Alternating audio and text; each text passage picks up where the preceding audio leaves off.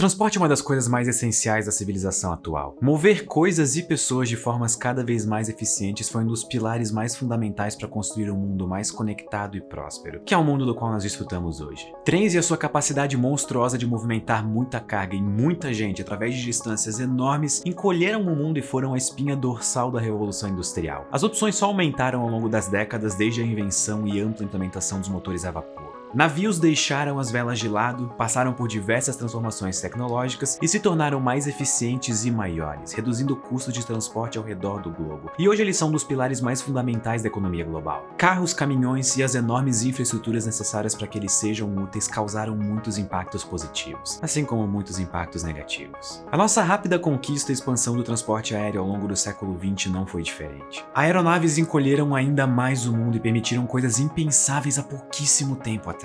E na nossa jornada para melhorar o mundo, um pouquinho de cada vez, nós tentamos olhar para tecnologias do passado e também do futuro. Tecnologias de transporte em trilhos como os próprios trens, metrôs e bondes elétricos surgem como opções muito boas para melhorar a vida em cidades e reduzir significativamente as emissões ao priorizar um transporte público mais eficiente. Ao mesmo tempo, carros elétricos tomam espaço e se tornam opções cada vez mais interessantes para o consumidor final quando comparados com carros a combustão. É um erro achar que qualquer tecnologia será a solução máxima para os problemas de um campo específico. No caso desse vídeo, o transporte. A vida real mostra, vez após vez, que é o conjunto de várias tecnologias diferentes que nos levam onde nós queremos chegar. Se nós queremos tecnologias mais verdes, mais sustentáveis e mais eficientes e mais baratas, nós precisamos adotar várias soluções ao invés de uma só. Então, nesse episódio da série de futurismo, nós vamos dar uma rápida olhada em algumas delas.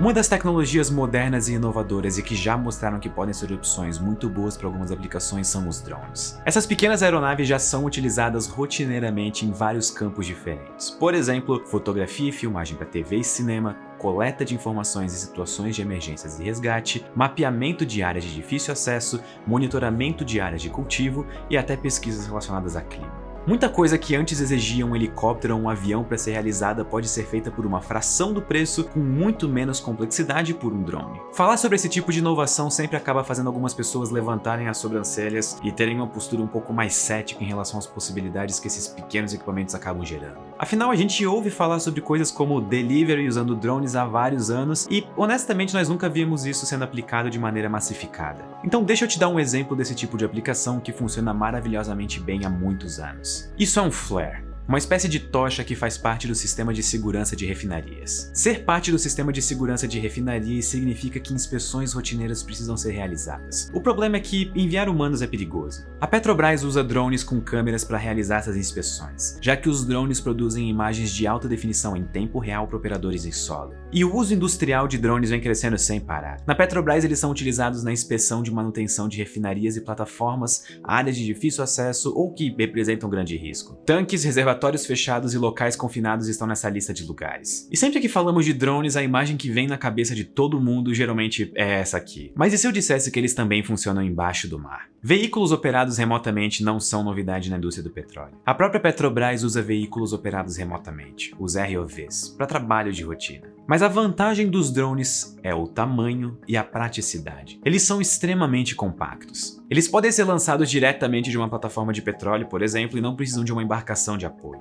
E é isso que a Petrobras tem feito. Eles têm testado drones submarinos em 2 plataformas localizadas na bacia de Campos. E isso não é feito só pra bonito. É literalmente um salva-vidas. Mergulho é uma das atividades de maior risco em uma plataforma de petróleo. Trocar mergulhadores humanos por drones compactos e de baixo custo faz parte do projeto Diverless da Petrobras. Mas a cereja do bolo é o uso civil de drones. E nós temos um caso perfeito disso. A Ruanda é um pequeno país da África que faz fronteira com a Uganda, República Democrática do Congo, Tanzânia e Burundi. Mais de 12 milhões de pessoas habitam uma área de cerca de 26 mil quilômetros quadrados. O estado de São Paulo, por exemplo, tem cerca de 250 mil quilômetros quadrados. Então, Ruanda é um país bastante pequeno. As estradas, por exemplo, não são todas pavimentadas, e mesmo as que são pavimentadas estão muitas vezes em péssimas condições. E a falta de infraestrutura de transporte adequada afeta muitas áreas da sociedade, como saúde pública. Dependendo de onde você está no país, suprimentos médicos podem ter dificuldade de chegar até você. E nem tudo pode ser estocado com facilidade. Bolsas de sangue, por exemplo, têm uma validade bastante curta, de cerca de 40 dias. Isso significa que você precisa gerir com a melhor eficiência possível toda a cadeia de fornecimento disso. E isso inclui tanto a doação quanto o processamento, a testagem, o armazenamento adequado, a distribuição e os próprios procedimentos de eventuais transfusões. Lembre-se que países desenvolvidos tiveram décadas, se não séculos, para construir as suas redes e infraestruturas que existem até hoje, por exemplo, estradas. Para ajudar a resolver o problema da cadeia de fornecimento de sangue nos últimos anos, a Ruanda tem contado com a ajuda de uma empresa chamada Zipline, que ela é especializada em uma operação super eficiente baseada em drones autônomos. Uma base na região central do país conta com um estoque de bolsas de sangue e recebe chamados de vários centros médicos à medida que bolsas se fazem necessárias nesses locais, seja para uma emergência ou só para reabastecer os estoques locais. Cada drone conta com componentes modulares como baterias e asas, e eles só são instalados pouco antes da decolagem. As bolsas de sangue vão guardadas em um pacote especial feito de papelão e plástico bolha e que conta com um pequeno paraquedas para ajudar no pouso. Os drones são lançados por uma catapulta e voam de forma autônoma a mais de 100 km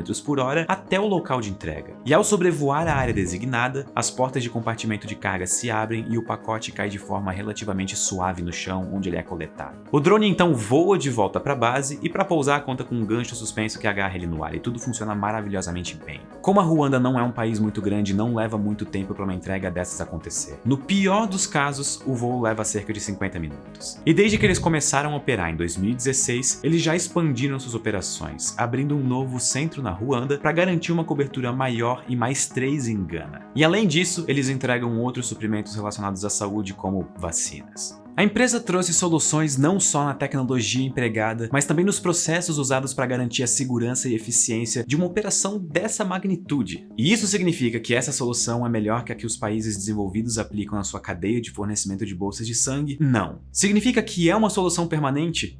Também não. E não precisa ser. Coisas melhores podem vir no futuro. Infraestrutura robusta pode ser construída. Mas essa solução tecnológica cobriu um buraco que precisava ser tapado o mais rápido possível e com isso salvou vidas. E isso pode ser usado não só em países com problemas como Ruanda e Gana, mas em países desenvolvidos, tapando buracos logísticos de transporte que surgem com desastres naturais, emergências ou até outras coisas. Uma coisa que nós geralmente esquecemos é que países desenvolvidos também têm partes não desenvolvidas, geralmente no interior. A população dessas áreas simplesmente não tem as décadas necessárias para esperar que estradas ou infraestrutura seja construída. E felizmente nós podemos pular essa etapa graças às tecnologias disponíveis hoje. Esse é um grande exemplo do uso de drones para entrega em uma aplicação robusta e eficiente. E esse é só o começo. Se você gosta de exemplos mais próximos de casa, em 2022 a ANAC deu a primeira autorização no Brasil para entrega comercial utilizando drones. Talvez em um futuro nada distante você peça comida no seu aplicativo favorito e ela chegue voando na porta da sua casa. E quando falamos sobre transporte por drones, nós estamos falando de uma mudança tecnológica em uma escala significativa e importante, mas ainda assim menor. Mas nós também podemos tentar olhar para uma mudança de paradigmas nos meios de transporte de nível global. Se preparem porque nós vamos dar um grande salto agora. E se eu te dissesse que no futuro talvez seja possível de chegar no outro lado do mundo em 30 minutos? Você provavelmente conhece a SpaceX como a empresa que lança foguetes e faz o primeiro estágio deles pousar tranquilamente em uma barca no meio do oceano ou então em terra. Eu inclusive tive a oportunidade de assistir um lançamento de um deles em Cabo Canaveral e foi uma experiência incrível. Mas é a Starship que é o grande projeto da SpaceX. O objetivo é que ela se torne o primeiro veículo lançador totalmente reutilizável. E isso significa que além do primeiro estágio, a SpaceX também vai pousar e reutilizar o segundo estágio do foguete. Juntando essa ideia com motores revolucionários e com novas técnicas de fabricação extremamente baratas, a promessa é que o custo por quilograma para colocar qualquer coisa em órbita do planeta vai diminuir drasticamente para algo em torno de algumas dezenas de dólares. Enviar 1 quilograma de qualquer coisa para o espaço hoje, a bordo de um Falcon 9, que é o veículo lançador mais barato no momento, custa cerca de 2.500 dólares, ou cerca de 13 mil reais. A Starship, que ainda precisa fazer um voo orbital, que provavelmente vai acontecer esse ano, espera reduzir esse custo para 20 dólares por quilograma. Sim, você ouviu direito. Se esse preço se mantiver, um ser humano poderia ser colocado em órbita a bordo de um voo turístico por cerca de $1.500, o que ainda pode ser caro, mas é inimaginavelmente barato comparado aos milhões de dólares de custo atual. Claro que todo esse custo depende de uma série de fatores em relação à missão em si, e esse número pode variar muito se estivermos falando de perfis de voo mais complicados, mas essa estimativa serve para nós entendermos o nível do impacto que a Starship pode trazer. É algo completamente revolucionário para o setor. Um custo tão baixo assim abre portas para que se pense em usar foguetes para transporte intercontinental de pessoas. Afinal, os aviões acabam tendo custos na casa de centenas de milhares de dólares por voo em rotas longas. A ideia da SpaceX seria operar de forma similar a uma linha aérea, lançando Starships em trajetórias suborbitais de um ponto a outro do globo. Depois de se separar do segundo estágio, o primeiro estágio voltaria à Terra e pousaria com tranquilidade e já poderia ser preparado para um próximo lançamento. O segundo estágio, onde cerca de 100 passageiros estariam, continuaria sua viagem ao longo de uns 30 minutos, tempo suficiente para chegar até o outro lado da Terra, indo de Nova York a Hong Kong, por exemplo. Ao se aproximar do seu destino, a Starship realizaria as manobras e as queimas necessárias, pousando verticalmente. E com uma viagem tão curta assim, a empresa poderia fazer vários lançamentos por dia. Em contrapartida, aviões em rotas tão longas conseguem no máximo fazer 2 dessas rotas por dia. Assim como drones de transporte pessoal, esse tipo de transporte revolucionário traz consigo algumas preocupações. Os destinos de viagens assim precisariam ser em locais na costa, onde seria possível construir bases de lançamento e pouso a uma distância segura. E o nível de confiança na segurança desses veículos em si precisaria ser absurdamente alto para que os órgãos de regulamentação aceitassem que esse tipo de serviço sequer fosse oferecido. É difícil de dizer se promessas como drones de transporte pessoal ou foguetes de viagem intercontinentais vão sequer chegar perto de se tornarem realidade, mas tudo indica que eles são uma possibilidade real. Mas é possível de perceber que mesmo que algumas inovações não sejam completamente revolucionárias, como os trens e carros foram nos séculos passados, elas ainda podem ajudar a resolver problemas e melhorar muito a qualidade de vida das pessoas. Muito obrigado e até a próxima.